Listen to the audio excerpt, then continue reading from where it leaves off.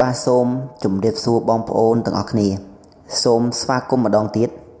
ដែលបានចូលមកកាន់ Channel តុន Soben ហើយថ្ងៃនេះខ្ញុំបាទមានប្រធានបទថ្មីដែលនឹងនិយាយទាក់ទងជាមួយនឹងសំណើចិត្តហើយថ្ងៃនេះក៏យើងអត់តន់និយាយទាក់ទងជាមួយនឹងច្បាប់នៃការស្រូបទាញដែរតែច្បាប់នៃការស្រូបទាញខ្ញុំបាទនឹងធ្វើវីដេអូបន្ថែមទៀតដើម្បីគិតថាតើប្រមាណវគ្គដើម្បីឲ្យបងប្អូនទាំងអស់គ្នានឹងអាចទទួលយកបានតែថ្ងៃនេះយើងមកនិយាយទាក់ទងជាមួយនឹងសំណើចិត្តតើអ្វីទៅគឺជាសំណើចិត្តហើយសំណើចិត្តហ្នឹងតើអ្នកណាជាអ្នកទទួលហើយអ្នកទទួលហ្នឹងមានថាមពលយ៉ាងម៉េចដែលគាត់មានសិទ្ធិនៅក្នុងការទទួលសំណើចិត្តផងយើងហ្នឹងហើយនៅពេលដែលគាត់ទទួលបានហើយតើវានឹងមានអីកើតឡើងទាក់ទងជាមួយនឹងប្រធានបទនេះ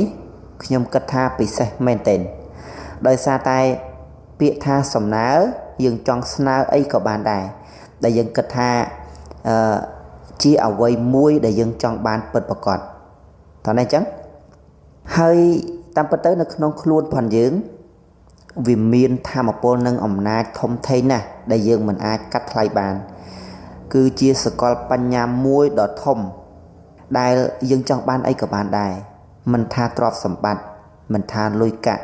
មិនថាមាសប្រាក់មិនថាសេចក្តីសុខឬក៏អ្វីក៏ដោយដែលយើងចង់បានគឺយើងនឹងទទួលបានក៏ប៉ុន្តែមនុស្សភាគច្រើនគឺបានទៅទប់ស្កាត់អំណាចនិងធម៌ពលទាក់ទងជាមួយនឹងសកលបញ្ញាហ្នឹងដោយគំនិតអវិជ្ជមានរបស់ខ្លួនឯងអញ្ចឹងខ្ញុំសូមឧទាហរណ៍មួយយ៉ាងចេះតើយើងទប់ស្កាត់គំនិតអវិជ្ជមានហ្នឹងយើងទប់ស្កាត់ដោយរបៀបណាឧទាហរណ៍ថាបងប្អូនទាំងអស់គ្នាប្រហែលជាធ្លាប់ឆ្លងកាត់បទពិសោធន៍មួយនៅពេលដែលឥឡូវអញ្ចេះក៏បានដែរឥឡូវហ្នឹងបងប្អូនទាំងអស់គ្នាបិទភ្នែកហើយប្រាប់ខ្លួនឯងថាខ្ញុំគឺជាអ្នកមានខ្ញុំគឺជាបុគ្គលអស្ចារ្យខ្ញុំគឺជាបុគ្គលដែលអាចសម្រេចបានអ្វីគ្រប់យ៉ាងអញ្ចឹងដំបូងឡើយនៅពេលដែលយើងចាប់ផ្ដើមនិយាយបែបនេះប្រហែលជាបងប្អូនទាំងអស់គ្នាពិបាកនៅក្នុងការទទួលយកដោយសារអីដោយសារតែនោះឯងគឺយើងបានទប់ស្កាត់គំនិតវិជ្ជមានដោយគំនិតអវិជ្ជមានផងយើងនឹងបាត់ទៅហើយហេតុអីពីព្រោះថានៅពេលដែលយើងចាប់ផ្ដើមនិយាយទាក់ទងជាមួយនឹងប្រយោគបែបវិជ្ជមានតែយើងបែរជាមានការប្រតិកម្មបែបអវិជ្ជមានទៅវិញនេះឯងដែលបញ្ជាក់ឲ្យឃើញថាយើងមិនអាចទាញប្រយោជន៍ឬក៏សកលបញ្ញានៅក្នុងខ្លួនផងយើងនឹងឲ្យមកប្រើជាប្រយោជន៍អីបានទេពីព្រោះថានៅពេលដែលយើងចាប់ផ្ដើមធ្វើការបដិសេធបែបហ្នឹងអញ្ចឹងមានន័យថានៅក្នុងខ្លួនផងយើងហ្នឹងគឺវាមានបញ្ហាបាត់ទៅហើយបញ្ហានោះគឺថានៅក្នុងខ្លួនផងយើងហ្នឹងគឺសម្បូរទៅដោយគំនិតអវិជ្ជមានហ្នឹងច្រើនលើសលប់ដូច្នេះហើយបានជាយើងពិបាកនៅក្នុងការទទួលយកអ្វីមួយដែលជាគំនិតបែបវិជ្ជមានឃើញទេនេះហើយគឺជាអ្វីដែលខ្ញុំបានប្រាប់បងប្អូនទាំងអស់គ្នាថាភាពមានបានវាអត់បានស្ថិតនៅទីណាឆ្ងាយទេក៏ប៉ុន្តែគ្រាន់តែថាយើងបង្ខាំងឬក៏ទប់ស្កាត់វានឹងដោយគំនិតអវិជ្ជមានផងយើងតែប៉ុណ្ណោះនៅពេលមនុស្សម្នាក់ពិតជាបានត្រៀមខ្លួននឹងរួចរាល់ជាស្រេចសម្រាប់អ្វីមួយរបស់នោះនឹងបង្ហាញខ្លួនឲ្យគាត់បានឃើញមិនខានអញ្ចឹងបើសិនបើជាយើងចង់ឃើញភាពមានបានយើងចង់ឃើញភាពស្រុកស្ដំយើងចង់ឃើញសេចក្តីសុខទាំងឡាយណាដែលយើងចង់បានយើងត្រូវតែហ៊ានគិតហើយត្រូវតែហ៊ានអនុញ្ញាតឲ្យអ្វីទាំងអស់នោះវាហូរចូលទៅកាន់ពិភពខាងក្នុងរបស់យើងដោយបងប្អូនទាំងអស់គ្នាមិនបាច់ព្យាយាមបដិសេធវាដោយទស្សនៈមួយណាទេហើយវាក៏អត់មែនជាការបង្ខាត់ប្រយោជន៍ឬក៏ជាការបំផ្លាញប្រយោជន៍នរណាម្នាក់ឬក៏ប្រយោជន៍ខ្លួនឯងដែរវាអត់ចង្រៃទេបើយើងគ្រាន់តែគិតថាយើងចង់ក្លាយទៅជាអ្នកមានយើងចង់មានភាពស្ដុកស្ដំនៅក្នុងជីវិតយើងចង់ឲ្យជីវិតប្រសើរឡើងយើងគឺជាមនុស្សអស្ចារ្យយើងអាចធ្វើអ្វីបានគ្រប់យ៉ាងហើយអ្វីដែលយើងចង់បាននោះវានឹងអាចក្លាយទៅជាការពិតនៅពេលដែលសេចក្តីមានបាន វាចាប់ផ្ដើមកាត់ឡើងនៅពេលនោះយើងនឹងអង្គុយឆ្ងល់ថាហេតុអីបានជាយើងអាចដើរមកដល់ចំណុចនេះបានតាមមូលហេតុអីតើភាពមានបានទាំងអស់នេះវាបានស្ថិតនៅកន្លែងណាខណៈពេលដែល1ឆ្នាំមុន2ឆ្នាំមុនឬក៏ខណៈពេលដែលជីវិតផុនយើងនឹងជួបក្តីវេទនាតើវានៅកន្លែងណាឃើញទេតោះឥឡូវយើងសាកលបងទាំងអស់គ្នាសូមបងប្អូនទាំងអស់គ្នាស្រែកឲ្យខ្លាំងៗដោយគ្រាន់តែស្រែកថាខ្ញុំគឺជាចៅហ្វាយនៃជោគវាសនារបស់ខ្ញុំគឺជាអ្នកបញ្ជាដួងវិញ្ញាណរបស់ខ្លួនឯងអញ្ចឹងខ្ញុំនឹងប្រាប់បងប្អូនទាំងអស់គ្នាថាហេតុអីបានជាយើងគ្រាន់តែស្រែកនៅប្រយោគមួយចំនួនដែលជាប្រយោគវិជ្ជមានសោះតើវាពិតជាអាចកែប្រែខ្សែជីវិតផងយើងបានមែនទេបើសិនជាយើងមិនបានសិក្សាឲ្យដល់យើងពិបាកនៅក្នុងការជឿដោយសារតែយើងរកកន្លែងជឿនឹងជឿវាអត់ឃើញមិនដឹងថាកន្លែងណាដែលអាចបញ្ជាក់បានថាគ្រាន់តែពាក្យសម្ដីប៉ុណ្ណឹងវាអាចកែប្រែខ្សែជីវិតផងយើងបានដែរអញ្ចឹងខ្ញុំសូមប្រាប់បងប្អូនទាំងអស់គ្នាតែម្ដងនៅក្នុងចិត្តផងយើងនៅក្នុងខ្លួនផងយើងគេឲ្យឈ្មោះថាធម្មពលមួយយ៉ាងគេឲ្យឈ្មោះថាចិត្តក្នុងអញ្ចឹងចិត្តក្នុងនេះឯងដែលខ្ញុំបាននិយាយខាងដើមនិយាយថាសកលបញ្ញាមានន័យថាចិត្តក្នុងផងយើងគឺជាខ្សែតភ្ជាប់មួយជាមួយនឹងសកលបញ្ញាមានន័យថាតភ្ជាប់ជាមួយនឹងពិភពខាងក្រៅដែលជាពិភពមួយដែលសម្បូរទៅដោយចំណេះដឹងគ្មានដែនកំណត់ហើយសម្បូរទៅដោយទ្រព្យសម្បត្តិសម្បូរទៅដោយមាសប្រាក់រហូតដល់មានសភៅខ្លះគេបានសរសេរទាក់ទងជាមួយនឹងទ្រព្យកំណត់ដែលនៅក្នុងខ្លួនផងយើងខ្ញុំសូមបញ្ជាក់ផងដែរថាអ្វីដែលបងប្អូនទាំងអស់គ្នាស្រែកមិញគឺខ្ញុំសូមស្នើឲ្យបងប្អូនទាំងអស់គ្នាស្រែកឲ្យបានច្រើនដងឬក៏បើសិនបើជាបងប្អូនទាំងអស់គ្នាមិនចង់ស្រែកទេបងប្អូនទាំងអស់គ្នាគ្រាន់តែបិទភ្នែកហើយយើងថាវានៅក្នុងចិត្តម្ដងហើយម្ដងទៀតធ្វើយ៉ាងម៉េចតតែប្រយោគនោះអាចនិយាយបានថារហូតគ្រាន់តែយើងភ្ញាក់ហ្នឹងក៏យើងភ្ញាក់ចេញអាប្រយោគហ្នឹងដែរចង់និយាយអញ្ចឹងណាហើយអ្វីដែលបងប្អូនទាំងអស់គ្នាកំពុងតែថាម្ដងហើយម្ដងទៀតនេះគេឲ្យឈ្មោះថាចិត្តលុប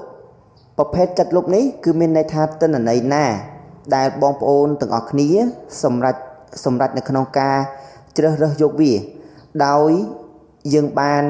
ផ្ដោតសំខាន់ទៅលើវាមានន័យថាយើងនឹកភ្នោកទៅលើវាហើយការនឹកភ្នោកនេះគឺចង់មានន័យថាការគិតទៅលើវាម្ដងហើយម្ដងទៀតការទន្ទិញចាំមាត់ម្ដងហើយម្ដងទៀតហើយខ្ញុំសូមបញ្ជាក់ផងដែរថាចិត្តក្នុងផងយើងមិនបានយល់អំពីហេតុផលទេវាបែងចែកមិនដាច់តាក់ទងជាមួយនឹងថាតើអ្វីដែលយើងកំពុងតែនិយាយនេះវាគឺជាការពិតឬក៏ជាคล้ายៗនោះទេវាអត់ខ្វល់ហើយក៏វាអត់យល់ដែរតែសំខាន់នៅពេលដែលចិត្តក្នុងផងយើងដែលជាសកលបញ្ញាខាងក្នុងវាព្រមទទួលយកវាបានដកជាប់នៅក្នុងចិត្តហើយពេលនោះបងប្អូនទាំងអស់គ្នាចាំសម្លឹងមើលនៅពេលដែលឧទាហរណ៍ថានៅពេលដែលយើងនិយាយថាខ្ញុំគឺជាគ្រូបង្រៀននៅពេលនោះយើងចាំមើលថាតើសកម្មភាពរបស់អ្នកដែលនិយាយថាខ្ញុំគឺជាគ្រូបង្រៀនហ្នឹងសកម្មភាពផងគាត់ហ្នឹងបែបម៉េចវាច្បាស់ជារៀងសកត់សគុំឬក៏ជាលក្ខណៈថាសម្ដីសម្ដៅមកដូចជាអ្នកចេះដឹងអញ្ចឹងឃើញទេដោយសារតែនោះគឺជាសភាពចិត្តខាងក្នុងផងយើងហ្នឹងវាទទួលយកអញ្ចឹងនៅពេលដែលវាទទួលយកអញ្ចឹងវានឹងយកធម៌ពលទាំងអស់ហ្នឹងបាញ់ឆ្ពោះទៅកាន់បេះដូងផងយើងដើម្បីជំរុញឲ្យអ្វីដែលយើងកំពុងតែមានជំនឿយ៉ាងសុបនោះឲ្យคล้ายទៅជាការពិតនៅក្នុងការស្រាវជ្រាវមួយគេបានរកឃើញថាមនុស្សគ្រប់គ្នានឹងคล้ายទៅជាអ្វីដែលចិត្តក្នុងផងយើងនឹងទទួលបាននៅពេលដែលចិត្តក្នុងទទួលបានស្អីហើយនោះឯងគឺជាជីវិតពិតផងយើងនោះបើទោះបីជាយើងមិនតាន់សម្រេចលទ្ធផលហ្នឹង ឲ្យបានទៅជារបស់ដែលយើងអាចកាន់បានរបស់ដែលយើងអាចមើលឃើញក៏ដោយក៏ប៉ុន្តែវាលែងជាការលំបាកទៀតហើយដែលយើងនឹងមានជំនឿសុបថាយើងកំពុងតែមានលុយឬក៏កំពុងតែមានរបស់ដែលយើងកំពុងតែប្រាថ្នាចង់បាននោះឯងពេលនោះយើងនឹងចាប់ផ្ដើមមានក្តីសុបិនក្តីសង្ឃឹមក្តីប្រាថ្នាចំណង់នឹងចាប់ផ្ដើមចេះរៀបចំផែនការមុននឹងយើងនឹងទទួលបានទ្រព្យសម្បត្តិទាំងអស់នោះមែនហើយខ្ញុំសូមប្រាប់កលឹះមួយទៀតតាក់ទងជាមួយនឹងចិត្តក្នុងផងយើងចិត្តក្នុងផងយើងគឺវាឆាប់ទទួលបានតាក់ទងជាមួយនឹងការសមាសម័យបើសិនជាយើងចង់បានទ្រព្យសម្បត្តិច្រើនយើងត្រូវតែចេះសមាសម័យនៅក្នុងខួរក្បាលផងយើងសមាសម័យយ៉ាងម៉េច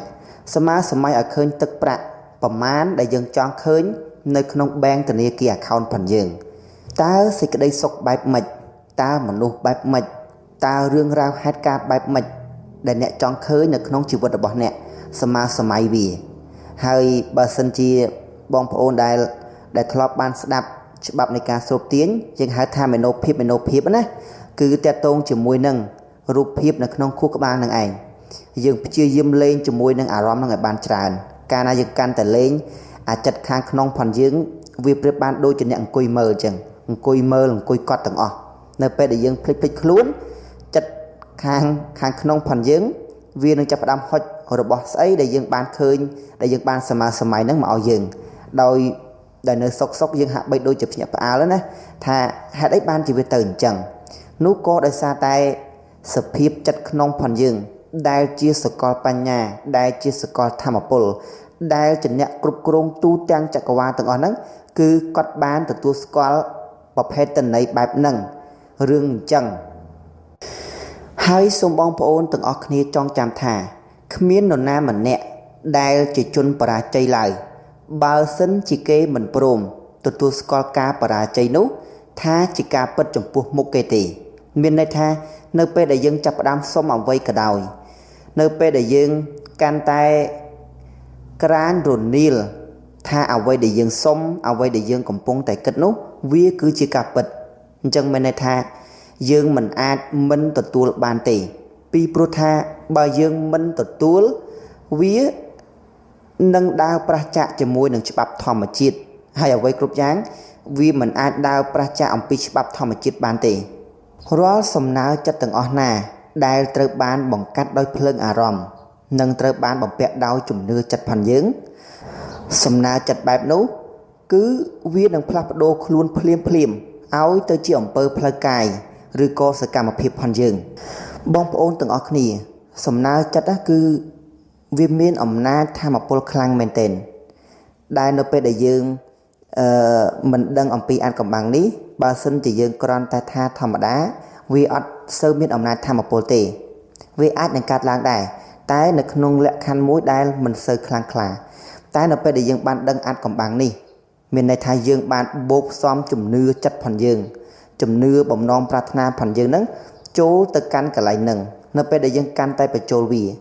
ពេលនោះសំណើចិត្តផងយើងវាកាន់តែមានអំណាចធម៌ពលខ្លាំងណាស់វាមកផ្លេតហ្នឹងវាធ្វើឲ្យបងប្អូនទាំងអស់គ្នាមានអារម្មណ៍ល្អមកវឹបនឹងបដ ாய் ឧទាហរណ៍មួយថាអញ្ចេះបើសិនបើជាមនុស្សម្នាក់គាត់ចាប់ផ្ដើមទន្ទិញពាក្យកុហកម្ដងហើយម្ដងទៀតជារឿយនៅពេលនោះគាត់នឹងចាប់ផ្ដើមទទួលយកអាពាក្យកុហកហ្នឹងដោយមិនមានលក្ខខណ្ឌឬក៏ដោយស្វ័យប្រវត្តិតែម្ដងហើយមួយទៀតសំណើចិត្តផងយើងនៅពេលដែលវាត្រូវបានបញ្ឆេះដោយភ្លើងអារម្មណ៍មានន័យថាវានឹងคล้ายទៅជាកម្លាំងដែលអាចស្រូបដែលអាចឆក់គំនិតណាស្តៀងគ្នាឬក៏គំនិតណាក៏ដោយដែលវាមានសម្ព័ន្ធភាពនឹងវាចេញអំពីធម៌ពលញ័រដែលវាស្ថិតនៅក្នុងលំហនៃអាកាសរាល់សំណើចិត្តទាំងអស់ណាក៏ដោយដែលចិត្តខាងក្នុងផងយើងទទួលបានហើយគឺវានឹងចាប់ផ្ដើមសម្ដែងអាការៈហ្នឹងតាមរយៈផ្លូវកាយផងយើងឬក៏ម្យ៉ាងទៀតយើងអាចហៅបានថាចិត្តក្នុងផងយើងហ្នឹងវាអាចជាមជ្ឈមណ្ឌលប្រតិកម្មគីមីដែលរលកគំនិតទាំងអស់ត្រូវបានចម្បាច់ចូលគ្នាហើយត្រៀមខ្លួនដើម្បីផ្សាយឲ្យទៅជាអាការៈផ្លូវកាយរបស់យើង បើសិនបើជាបងប្អូនទាំងអស់គ្នានៅតែមានសេចក្តីភ័យខ្លាចនៅតែមានសេចក្តីសង្ស័យតាក់ទងជាមួយនឹងសកលបញ្ញាដែលមានអំណាចធម៌ពលខ្លាំងនៅក្នុងខ្លួនផងយើងពេលនោះ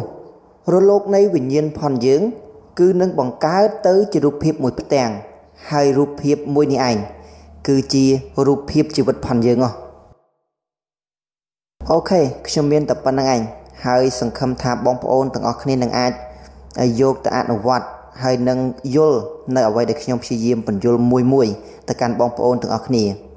តែខ្ញុំចង់សរុបមេរៀនជូនបងប្អូនទាំងអស់គ្នាបន្តិចនៅក្នុងវីដេអូនេះគឺយើងនិយាយទាក់ទងជាមួយនឹងសំណើចិត្តហើយពាក្យដែលថាសំណើចិត្តគឺមានន័យថាអ្វីដែលយើងយកទៅស្នើសុំហើយខ្ញុំសូមបញ្ជាក់ផងដែរថាអ្វីក៏ដោយដែលបងប្អូនទាំងអស់គ្នាយល់ថាបងប្អូនទាំងអស់គ្នាចង់ឲ្យវាកាត់ឡើងនៅក្នុងជីវិតផងយើងនៅក្នុងខ្សែជីវិតផងយើងអាចដាក់ស្នើបានទាំងអស់ហើយចំណែកឯចំណុចទី2គឺយើងបានយល់ខ្លះដែរតាក់ទងជាមួយនឹងចិត្តក្នុងដោយសារតែចិត្តក្នុងនេះគឺជាអ្នកធ្វើការតភ្ជាប់បងប្អូនទាំងអស់គ្នាហើយក៏ជាអ្នកជំរុញឲ្យសំណើចិត្តហ្នឹងវាคล้ายទៅជាអ្វីដោយបងប្អូនទាំងអស់គ្នាចង់បានហើយចំណែកឯចំណុចចុងក្រោយគឺចំណុចទី3គឺចិត្តក្នុងផងយើងមិនមែនគ្រាន់តែអាចជួយជំរុញអ្វីឲ្យកើតទៅតាមដែលបងប្អូនទាំងអស់គ្នាចង់បាននោះទេតែវាអាចតភ្ជាប់ខ្លួនឯងហ្នឹងទៅកាន់ពិភពខាងក្រៅទៅកាន់សកលបញ្ញាដែលនៅខាងក្រៅដើម្បីប្រមូលធម៌ពលទាំងអស់ដើម្បីជំរុញឲ្យជំនឿនិងសទ្ធាផងយើងហ្នឹងអាចคล้ายទៅជាការពិតបានអូខេអរគុណច្រើនបងប្អូនទាំងអស់គ្នាសម្រាប់ការតាមដាននិងទស្សនាខ្សែវីដេអូមួយនេះហើយខ្ញុំជឿជាក់ថានឹងជួយបងប្អូនទាំងអស់គ្នានៅក្នុងការកែប្រែខ្សែជីវិតរបស់យើងទាំងអស់គ្នាបាទសូមអរគុណ